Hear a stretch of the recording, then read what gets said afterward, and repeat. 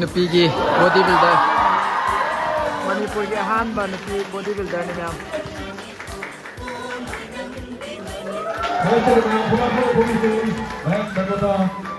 मणिपुर के अहानबा नुपी body builder होना मालेन्द्र शस्ताप्ती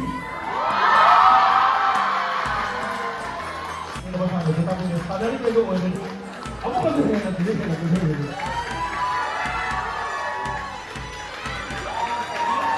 와우. 본인도 같이 오면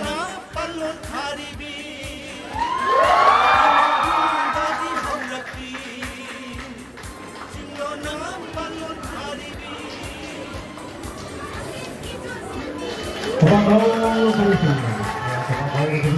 본인 버릇대로 연습 고마워. Thank you.